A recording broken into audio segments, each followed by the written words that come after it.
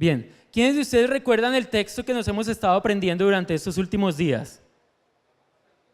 Romanos 8:28 dice, y sabemos que a los que aman a Dios, esto es, a los que conforme a su propósito son llamados. Toda que tomen omega 3, 6, 9, 12, porque tiene una memoria, déjenme decirle, bastante chistosa. La idea es que hoy nos aprendamos otro texto, o sea, si no recuerdan todavía el primero, pues ahora se van a ir con doble tarea. Vamos a leer el versículo 33 al 36. ¿Quién acusará a los escogidos de Dios? Dios es el que justifica. ¿Y quién es el que condenará? Cristo es el que murió, más aún el que también resucitó, el que además está a la diestra de Dios, el que también intercede por nosotros. ¿Quién nos separará del amor de Cristo? ¿Tribulación o angustia o persecución o hambre o desnudez o peligro o espada? Como está escrito, por causa de ti somos muertos todo el tiempo, somos contados como ovejas de matadero. Como está escrito, por causa de ti somos muertos todo el tiempo, somos contados como ovejas de matadero. Y el versículo que quiero que nos aprendamos hoy es el versículo 34, que dice, ¿quién es el que condenará? Cristo es el que murió, más aún el que también resucitó, el que además está a la diestra de Dios, el que también intercede por nosotros. ¿Les parece si lo leemos en voz alta a la voz de tres? ¿Sí? Versículo 34. 1, 2 y 3. Cristo, perdón. Los troleé, mentiras, me trolearon. Me equivoqué. Vamos de nuevo. 1, 2 y 3. ¿Quién es el que condenará? Cristo es el que murió, más aún el que también resucitó, el que además está a la diestra de Dios, el que también intercede por nosotros. Romanos 8:34. ¿Y cuál es el interés mío en que ustedes aprendan la palabra de Dios? Porque nosotros, o yo personalmente, creo que el venir a la iglesia debe representar algo muchísimo más importante para nuestra vida que solamente escuchar una palabra que nos dé ánimo y que nos dé baterías durante una semana. Venir a la iglesia y leer la escritura debe ser algo que le recargue a usted las baterías durante toda la vida. Que cuando usted no tenga la posibilidad de leer la Biblia, usted allí recuerde la palabra de Dios y Dios le hable allí. Que cuando usted esté en medio de una dificultad, esté en medio de una situación difícil, no tenga que recordar qué fue lo que dijo Adrián el sábado en la iglesia, sino que tenga que recordar qué es lo que dice la palabra de Dios. ¿Por qué razón? Porque la palabra de Dios es viva y eficaz y más cortante que toda espada de doble filo.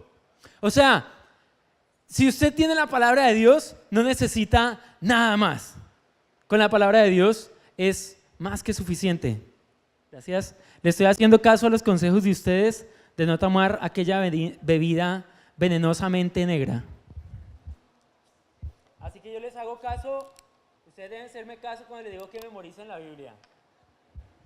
Y así vamos quedando empatados, ¿no? Salud.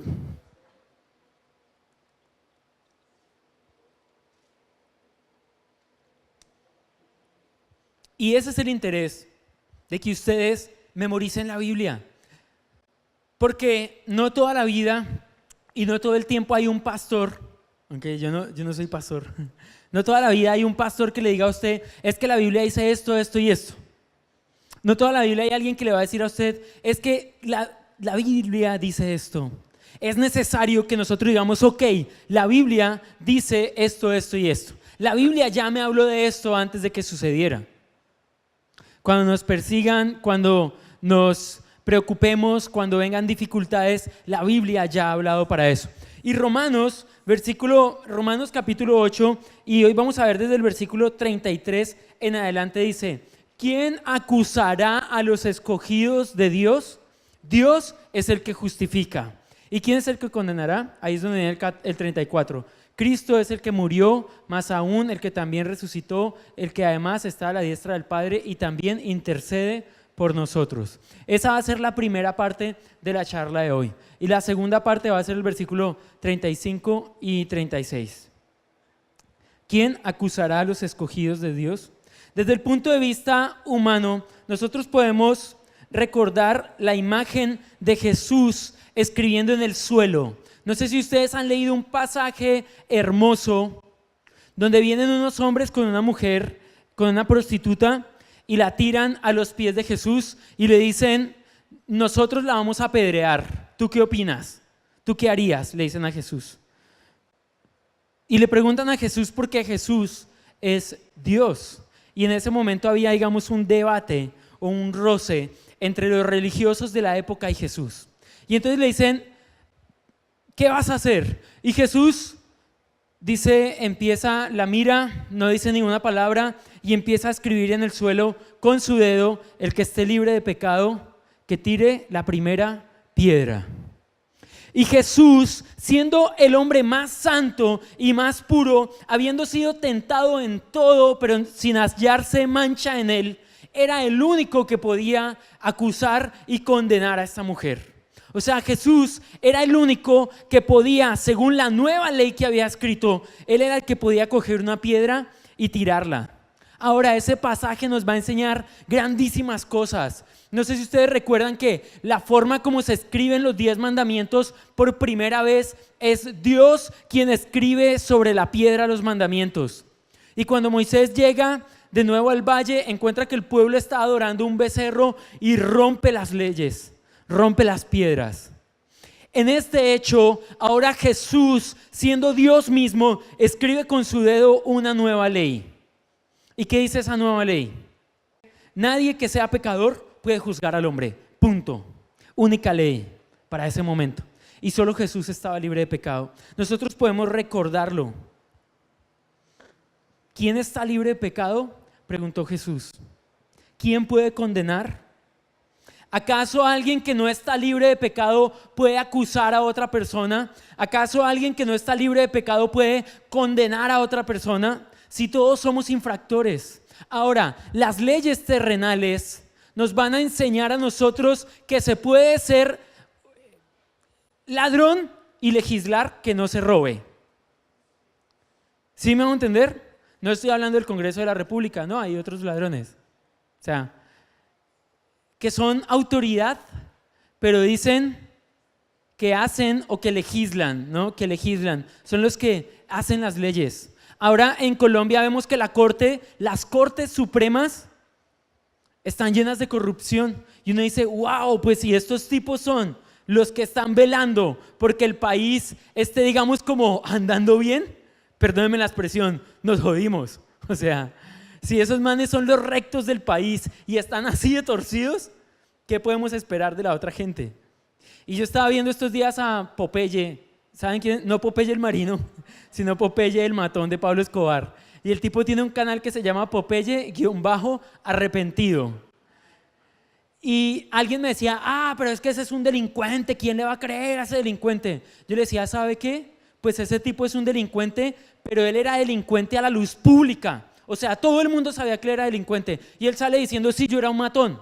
Sí, yo mismo con mi mano maté más de 250 personas. Y ahora estoy arrepentido. Pero ¿sabe cuál es nuestro gran problema? Que en nuestro Congreso hay muchos delincuentes que guardan su buena imagen.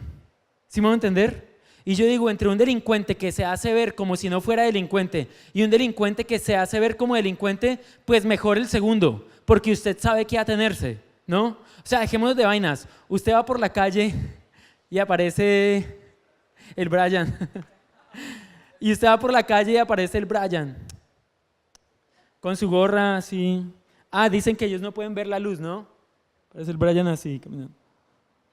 Usted sabe que ese man está tostado y que ese man lo puede atracar a usted. Entonces, ¿usted qué hace? Pues se cambia de cera. Eso no es discriminación, eso es cuidar el tejido corporal, ¿cierto? O sea, eso es decir, yo no quiero remiendos, gracias.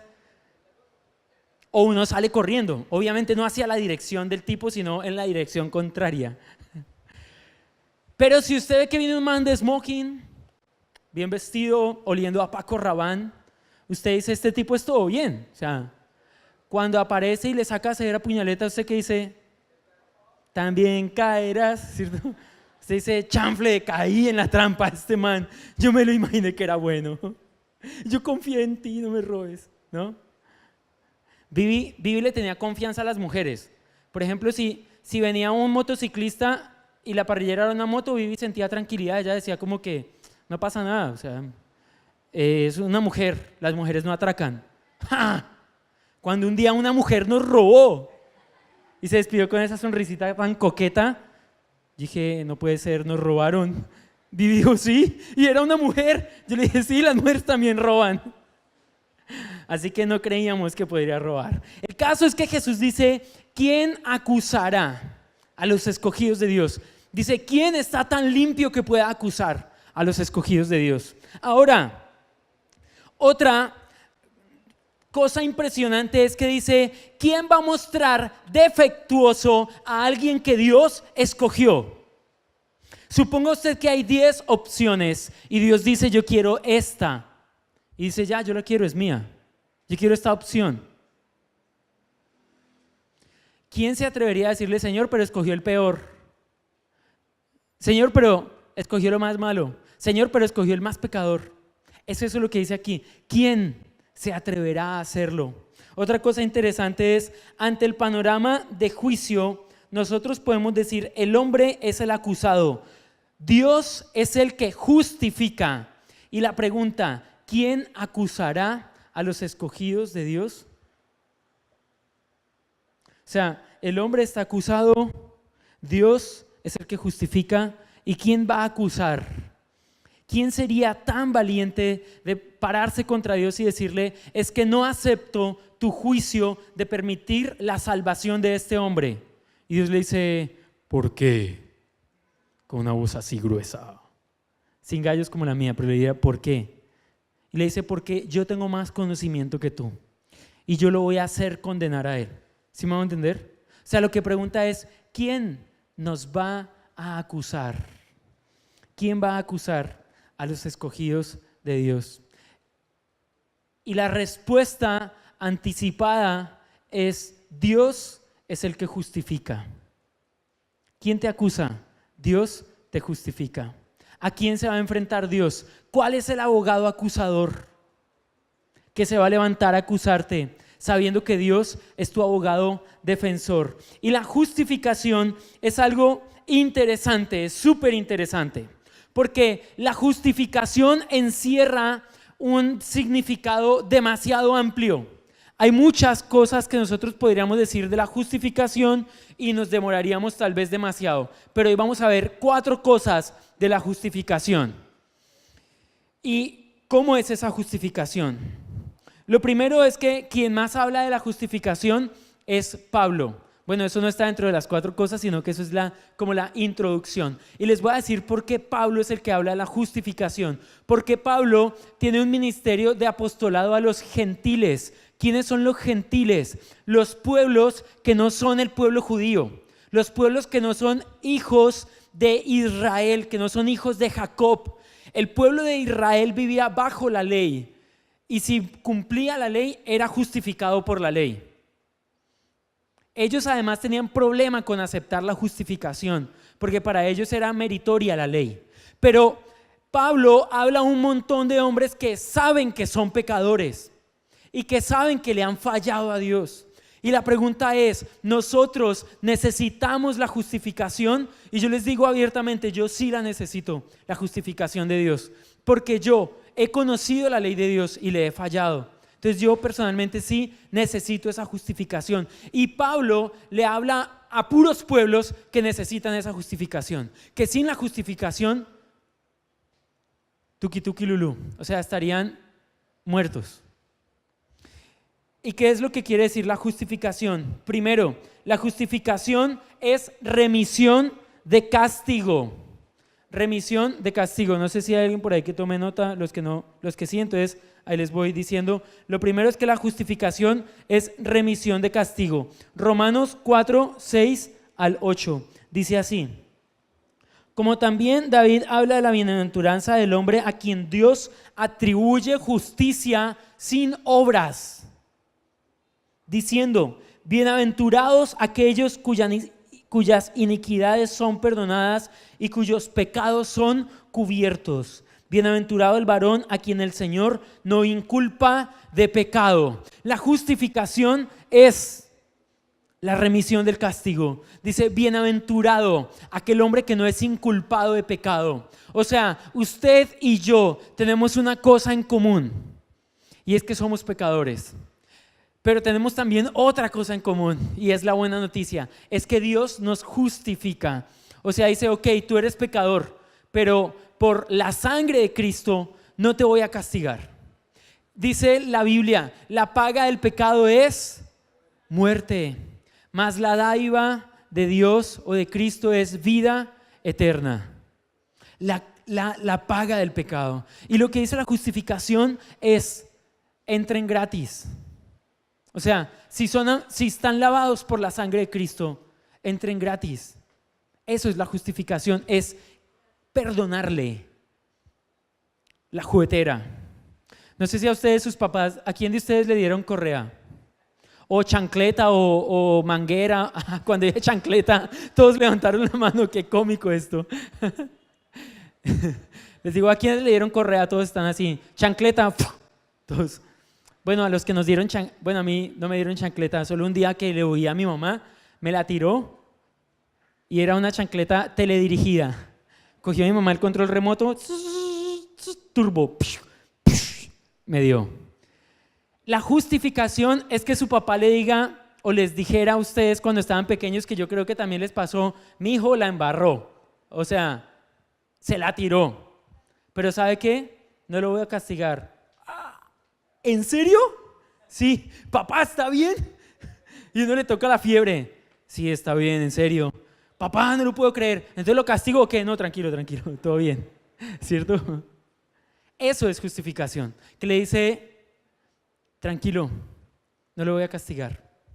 Segundo, otra cita bíblica para que ustedes se apoyen los que están escribiendo. Segunda de Corintios 5, 19 al 21.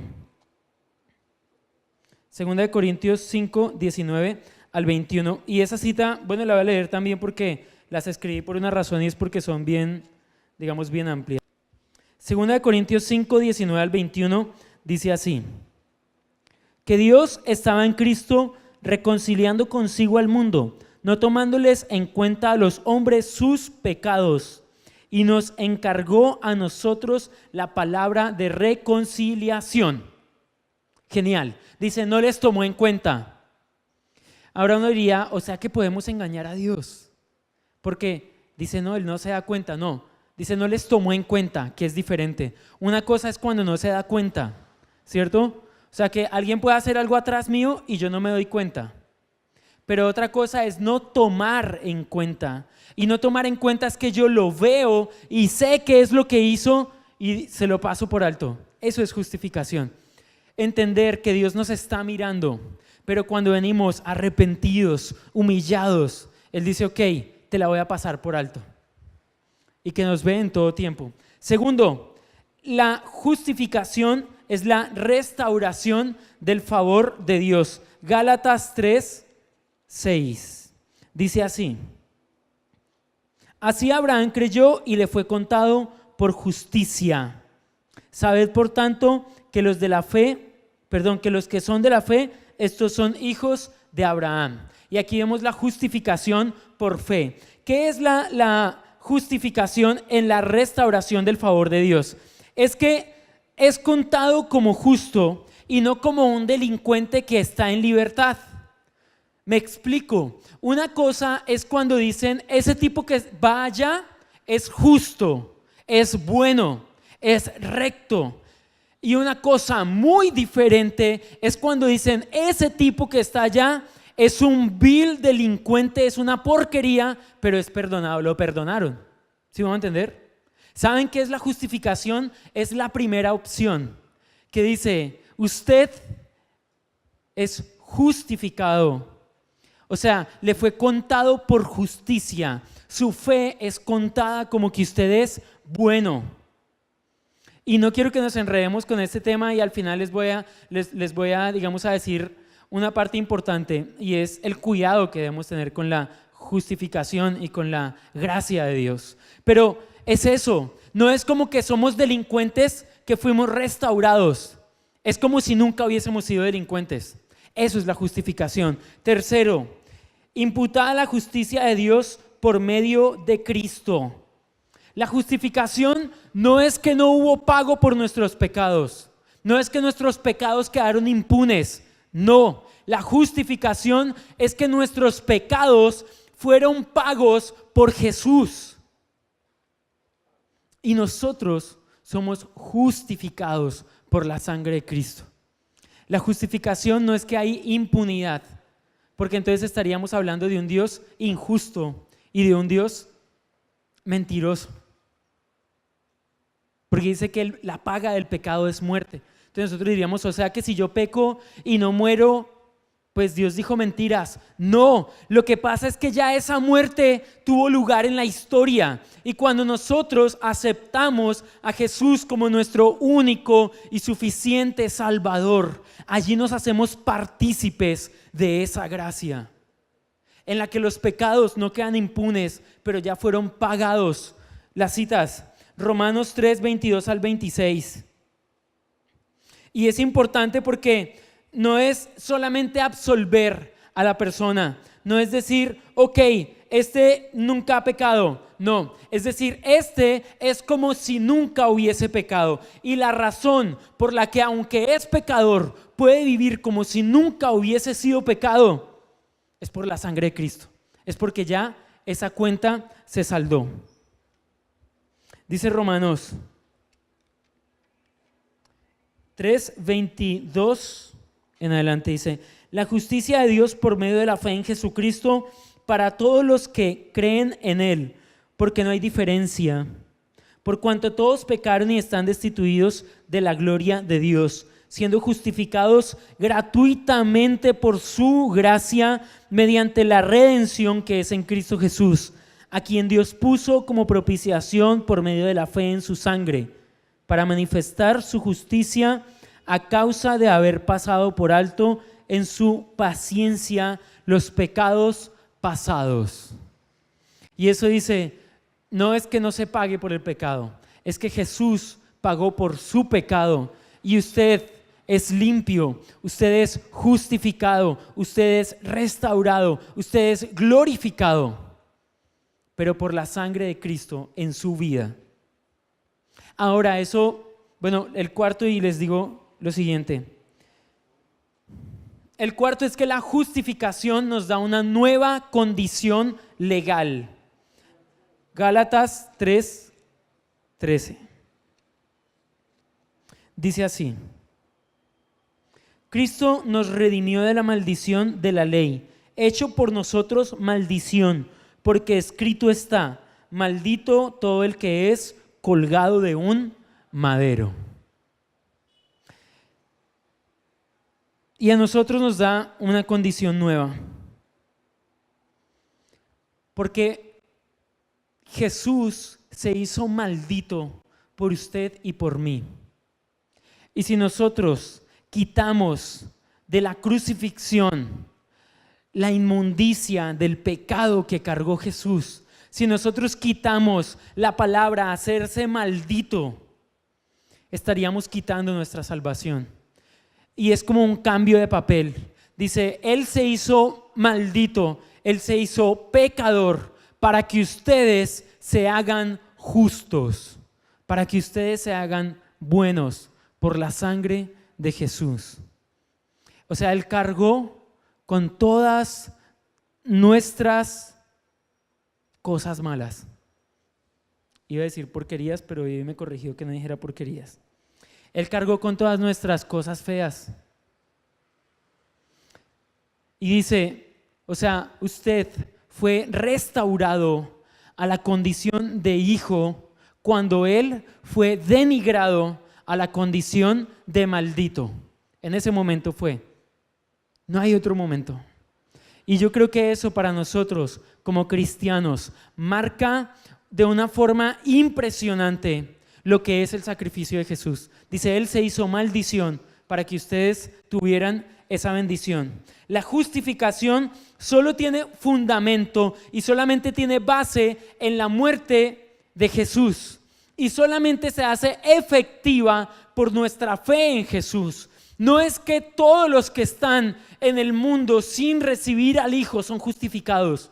No, es que los que han recibido al Hijo son justificados porque han aceptado el dominio de Jesús en su vida, porque han aceptado ser lavados por la sangre de Cristo. Ahora, la fe no la produce el hombre, es una fe que solamente da Dios. Así que es complicado, porque nosotros podríamos decir, oh, encontré la salvación porque tengo mucha fe en Dios y por eso soy salvo. Pero la Biblia nos enseña que Dios es el que produce la fe que es para salvación, el que la produce es Dios. O sea que es, oh Señor, gracias porque tú depositaste en mí la fe para luego creer en ti y ser salvo. Y ahora, eso puede sonar muy loco y muy ridículo, perdónenme la expresión, pero ¿cómo así? O sea que Dios mismo les da la fe para que ustedes crean en Él. Sí, es así. O sea, Dios dice, ok, les voy a dar fe para que ellos crean en mí y cuando crean en mí, los voy a limpiar de pecado y los voy a librar de la condenación. Es eso lo que quiere decir. Ahora, el siguiente versículo, ¿quién es el que condenará? ¿Quién enjuiciará? ¿Quién dictará sentencia en contra de nosotros? ¿Quién es el que se va a levantar y va a decir, ok, eres hallado culpable, tienes que morir? ¿Quién es el que condenará? ¿Quién es el que va a decir, ya no tienes otra oportunidad? Y ahora ese texto es impresionante porque nos dice, no nos puede condenar ni los hombres ni Satanás. No nos puede acusar ni los hombres ni Satanás. Y yo no sé si tú vives diariamente con acusaciones de hombres, con personas que me dicen, no, es que usted no puede, no, es que usted ya me falló, es que usted es un traidor, es que usted es una traidora, es que esto, lo otro, ta. ¿Sabe qué dice la palabra? ¿Y quién lo va a acusar a usted? ¿Y quién lo va a condenar a usted? Cuando ya Jesús pagó por sus pecados y cuando ya Jesús pagó por sus errores, dice, ¿quién es el que lo va a condenar? ¿Saben qué dice este texto? Dice, Jesucristo es el que murió, el que resucitó, el que está a la diestra del Padre y además intercede por nosotros. Y lo que está diciendo es que Jesús es el único que podría condenarnos. Como les dije cuando estaba entrando en la charla, cuando Jesús escribe, en vez de escribir, él pudo haber cogido una piedra y pudo matar a la mujer. ¿Jesús estaba limpio de pecado? Sí estaba limpio de pecado. Y la pudo haber matado, porque la ley decía que quien fuese hallado en fornicación o en adulterio debería morir apedreado. O sea que Jesús la podía matar. Pero este texto dice, ¿y quién nos va a condenar? Si Jesús murió, resucitó, está a la diestra del Padre e intercede por nosotros. O sea, si Jesús, que era el único que nos podía condenar, ahora está de nuestro lado, ahora es nuestro amigo, ¿quién nos va a condenar? Hay dos cosas bien interesantes. Bueno, todas las 4 cosas que dice este texto son muy interesantes, pero hay 2 cosas en las que quiero que hagamos mucho énfasis y ya estoy entrando en la recta final. La primera es que nosotros tenemos un Cristo vivo, que nuestro Dios está vivo. Y eso es genial, porque la muerte de Jesús en la cruz para nosotros como cristianos provee salvación. Pero la resurrección de Jesús para nosotros como cristianos provee victoria. Ahora, cuando dice, Cristo murió pero resucitó, la resurrección de la que se habla no es la resurrección que nosotros conocemos ya. Por ejemplo, Lázaro resucitó pero luego volvió a morir. Y ya, se acabó. La resurrección de Jesús se entiende diferente, porque Jesús resucita para no más muerte. Esa es la esperanza que usted y yo como cristianos tenemos, que morimos, pero nuestra vida carnal termina, pero hay una esperanza de una vida espiritual. La resurrección a nosotros nos provee esperanza en Dios. Es decir, ok, esta vida se va a terminar, esta vida en algún momento llega a su final, pero la vida espiritual nunca se acaba. Esa vida espiritual no tiene fin, no tiene comparación. La resurrección nos provee a nosotros victoria, no solamente de tipo espiritual, sino en el área física, en el estado físico nos provee a nosotros victoria. ¿Por qué razón? Porque nosotros somos partícipes de las victorias de Jesús. Y Jesús triunfó sobre la muerte. Jesús triunfó sobre las reglas naturales del mundo. Ahora nosotros somos partícipes de esa victoria. Ahora, Hebreos 9:22 nos enseña que casi todos los pecados eran perdonados con un sacrificio. Pero ese sacrificio tenía que hacerse continuamente y perdonaba solamente algunos pecados. Jesús fue el Cordero que quitó todos los pecados del mundo de una sola vez, por todas. Dijo, solo la sangre de Cristo es la que puede quitar todo el pecado del mundo. Y es esa sangre la que quita su pecado. Solo Jesús es quien resucitó para siempre. Y eso es para nosotros una buena noticia. ¿Por qué razón? Porque nosotros creemos en un Dios que ha resucitado. O sea que nosotros, como les decía hace un momento, tenemos esperanza. ¿Por qué tanta gente le tiene miedo a la muerte? ¿Por qué tanta gente le tiene miedo a lo que viene más allá? ¿Por qué tanta gente le tiene miedo al futuro? Porque no conocen esta noticia. Pero usted y yo la conocemos y debemos ser portadores de esa noticia, que somos hijos de un Dios resucitado y que nuestro paso por la tierra es temporal, sin quitarle importancia a nuestra vida en la tierra, pero que nuestra vida se desarrolla en el cielo, o nuestra vida se desarrolla en un plano espiritual. Por esa razón nos importa poco lo que sucede en el ámbito natural. Ahora, digo con nuestra vida, porque debemos ser muy interesados con lo que sucede en el mundo, con la necesidad del mundo. Jesús está vivo y aún tiene poder. Lo que dice él, murió y resucitó y está a la diestra del Padre. Lo que dice, está a la diestra del poder. ¿Saben yo cómo me imagino la labor de intercesión de Jesús? Como que le dice, oiga papá, le da un par de cosas y le dice, papá, perdona a este tipo. Y yo me imagino a mí mismo ahí frente a Dios y Jesús diciéndole, papá, perdónalo. Y yo creo que Dios el Padre le dice, ¿estás de acuerdo con que el tipo sea perdonado? Jesús le dice, sí, él es mi amigo, él me aceptó a mí y mi sangre lo lavó a él. Dios le dice, ok, es perdonado. Así es como me imagino la labor de intercesión de Jesús, moviendo el corazón del Padre. Los hijos sabemos mover el corazón del Padre. El papá va a hacer un negocio y nosotros le decimos, oiga, más bien no lo haga. Oiga, eso, ¿será que no? Le damos la duda. Le decimos, mire esta otra opción. Y muchas veces dicen, ok, voy a seguir tu consejo. O voy a seguir ese deseo que tienes. Yo así me imagino a Jesús diciéndole, Padre, ¿sabes qué? Perdona a este tipo, perdona a Adrián. Él es malo y todo, pero perdónalo, porque él fue justificado por mi sangre. Hay algo interesante aquí y quiero que leamos 1 Corintios 15, versículo 12 al 18. Esa es la penúltima cita y luego leemos la última, ¿no? La penúltima es antes de la última. 1 Corintios 15, 12 al 18. Y aquí vamos a ver por qué es tan importante la resurrección.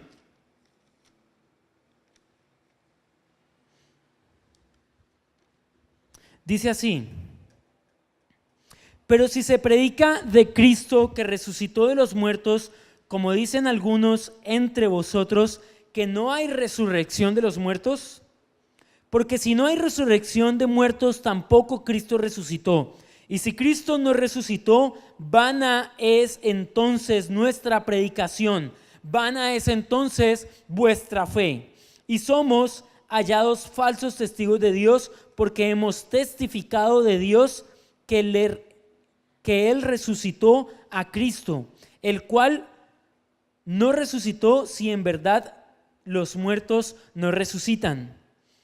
Porque si los muertos no resucitan, tampoco Cristo resucitó. Y si Cristo no resucitó, vuestra fe es vana, aún estáis en pecados. Entonces también los que durmieron en Cristo perecieron. Lo que está diciendo aquí, la resurrección no es algo que benefició solamente a Jesús.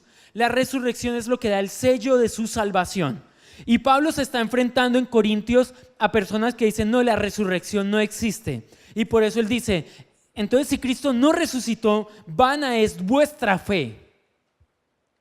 O sea, dice, si Cristo no resucitó, apague y vámonos. Porque si Cristo no resucitó, nosotros no somos salvos. Ya. Así de importante es la resurrección. Y lo pone aquí, el que murió, resucitó y está a la diestra del Padre e intercede por nosotros. ¿Quién de ustedes saben el credo? El credo dice, bueno, creo en Jesucristo, El que murió, resucitó y está a la diestra del Padre, y el que vendrá a juzgar al mundo. Pero Romanos dice, el que murió, el que está a la diestra del Padre, murió, resucitó, está a la diestra del Padre, y el que intercede por nosotros. Y luego les dice, ¿quién nos separará del amor de Dios? Tribulación, angustia, hambre, desnudez, peligro o espada. Dice, por causa de ti somos muertos todo el tiempo, somos contados como ovejas de matadero. Y es interesante porque no dice, ¿quién nos separará de amarte a ti?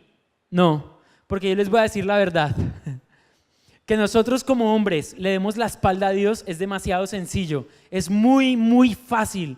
Y el apóstol no tenía que haber preguntado, ¿quién nos hará dejarte de amar? Porque eso es sencillo. O sea, hay jóvenes a los que la novia los hace dejar de amar a Dios.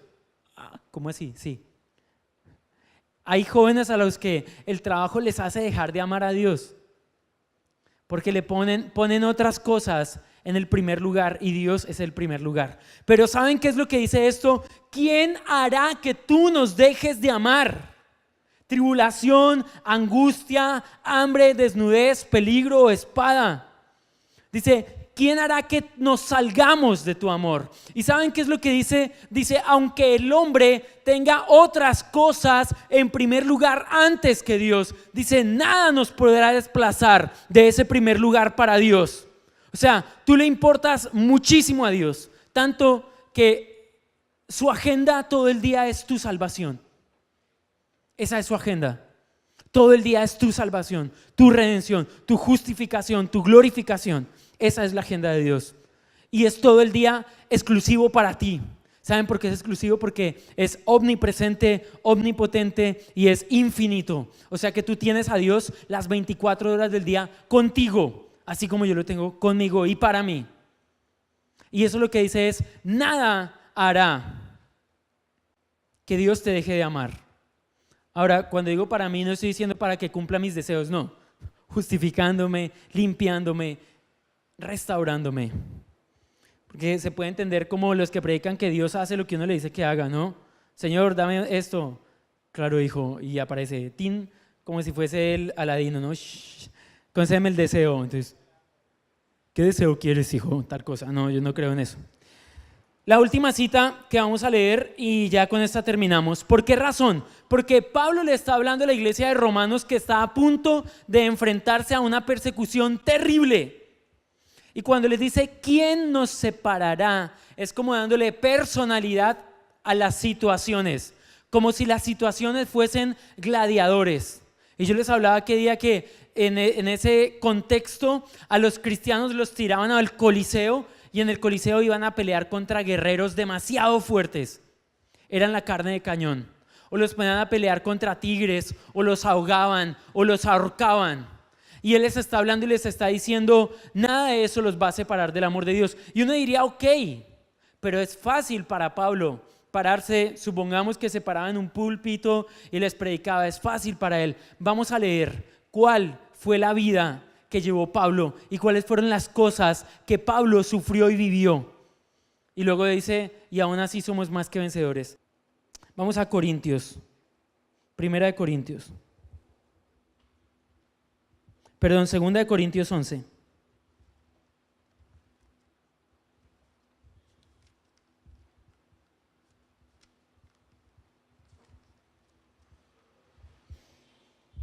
Del versículo 11, bueno, del 16 en adelante leamos. Dice, otra vez digo, que nadie me tenga por loco, o de otra manera recibidme como a loco, porque yo también me glorié un poquito. Lo que hablo no lo hablo según el Señor, sino como en locura, con esta confianza de gloriarme. Pues que muchos se glorían según la carne, yo también me gloriaré. Porque de buena gana toleráis a los necios, siendo vosotros cuerdos. Pues toleráis si alguno os esclaviza, si alguno os devora, si alguno toma lo vuestro, si alguno se enaltece, si alguno os da bofetadas. Para vergüenza mía lo digo, para eso fuimos demasiado débiles. Pero en lo que otro tenga osadía, también yo tengo osadía. ¿Son hebreos? Yo también. ¿Son israelitas? Yo también. ¿Son descendientes de Abraham? También yo.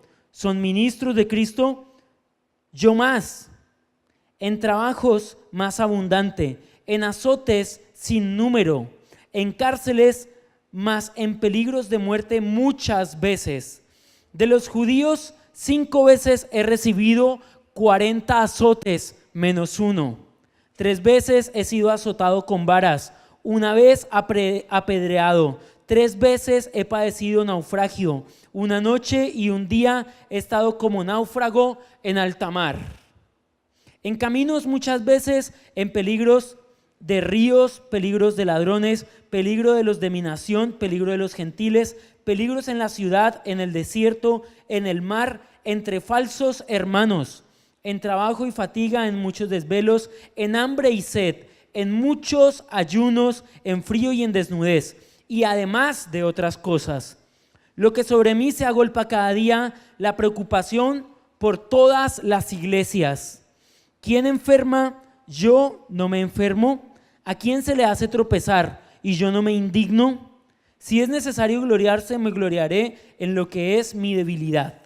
El Dios y Padre de nuestro Señor Jesucristo, quien es bendito por los siglos, sabe que no miento. En Damasco, el gobernador de la provincia del rey Aretas guardaba la ciudad de los damasenos para prenderme. Y fui descolgado del muro en un canasto por una ventana y escapé de sus manos. Y aquí es súper interesante, porque uno diría, no, Pablo, siendo también romano, en su estatus, les escribe que nada los separe de Dios, háganse matar, pero que nada los separe de Dios. Pero ¿saben qué dice? Y eso es lo impresionante, dice, ok, yo he sido 5 veces azotado y he recibido 40 azotes menos 1, que era la máxima pena. ¿Saben por qué? Porque a los 40 azotes, por lo general, el reo moría. O sea que era 40 menos 1. Era dejarlo escasamente con vida. El azote no es como que nos cojan hoy con una correa de cuero y nos golpeen la espalda.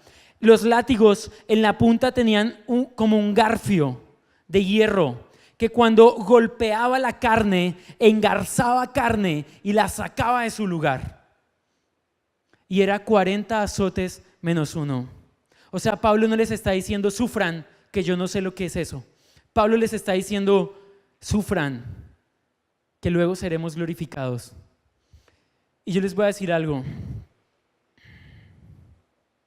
La Biblia nunca, jamás dice que si estamos con Cristo no sufriremos. Jamás dice eso.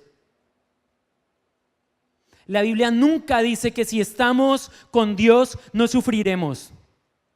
Así como el mundo, nosotros sufriremos. Algunos sufriremos o sufrirán peor.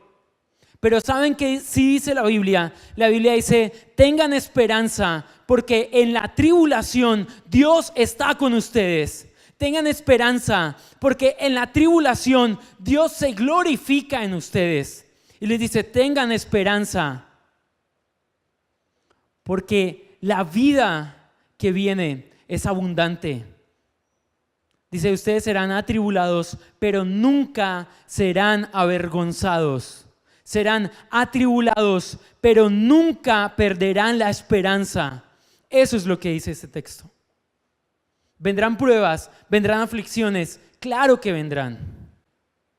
A mí me impresiona cuando un par de hombres que hoy llamaríamos locos son azotados y salen de ahí felices de haber sido azotados por la causa de Cristo. Y dicen, wow, tuvimos el honor de ser azotados por Cristo. Hoy el mundo gime, grita, el mundo llora hoy por una generación de hombres y de mujeres que amen a Dios de esa manera. Que estén convencidos que nada ni nadie, ni nada, ninguna condición los separará del amor de Dios. El mundo necesita, y Romanos lo dice, el mundo gime, la creación gime, la manifestación gloriosa de los hijos de Dios. Y esos hijos de Dios somos usted y yo. Dice, el mundo necesita hombres y mujeres que sean capaces de renunciar a todo por el evangelio de la cruz. Les voy a invitar que estén sobre sus pies. La palabra de Dios dice, tribulados, pero no avergonzados.